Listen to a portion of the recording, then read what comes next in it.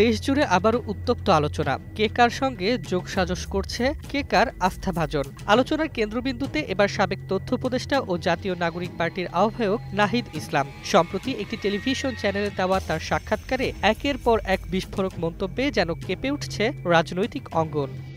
Niacinamide ও salicylic সমৃদ্ধ lily face wash, যা ফেসের ডেড স্কিন সেল দূর করে দেয় দ্বিগুণ ফাস্টার ব্রাইটেনিং। নাহিদ ইসলাম বলেছেন, উপদেষ্টাদের অনেকেই বিভিন্ন রাজনৈতিক দলের সঙ্গে লিয়াজু করে ফেলেছে। তারা নিজেদের সেফ এক্সিটের কথা ভাবছে। কথাগুলো ছুড়ে দেওয়ার পর থেকেই সামাজিক যোগাযোগ মাধ্যমে তোলপাড় শুরু হয়েছে। কেউ সমর্থন দিচ্ছেন, কেউ আবার প্রশ্ন তুলছেন। গণ অভ্যুত্থানের মুখ হয়ে ওঠা এই তরুণ নেতা হঠাৎ এমন বিস্ফোরক মন্তব্য কেন দিলেন?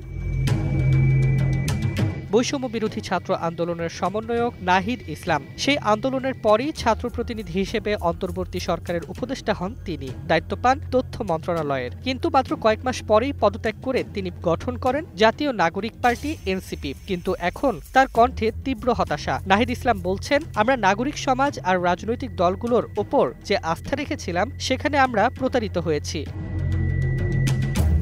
সাক্ষাৎকারে নাহিদ আরও বলেন, রাজনৈতিক শক্তি সরকারে না থাকলে অন্তর্বর্তী সরকার ৩ মাসও টিকত না। প্রথম ৬ মাস নানা শক্তি সরকারকে উৎখাতের চেষ্টা করেছে। এখনো মাঝে মধ্যে সেই স্রোত বইছে। তার অভিযোগ, কিছু উপদেষ্টা নিজেদের আখের গুছিয়েছে, কেউ আবার গণ অভ্যুত্থানের চেতনার সাথে বিশ্বাসঘাতকতা করেছে। এ সময় তিনি হুঁশিয়ারি দেন, যখন সময় আসবে আমরা এদের নামও প্রকাশ করব। এই সাক্ষাৎকারে সবচেয়ে তীক্ষ্ণ অংশটি ছিল তার এই মন্তব্যে, যারা আজ নিজেদের নিরাপদ প্রস্থানের কথা ভাবছে তারা ভুলে গেছে তাদের নিয়োগকর্তা ছিল রাজপথে জীবন দেওয়া সাধারণ মানুষ।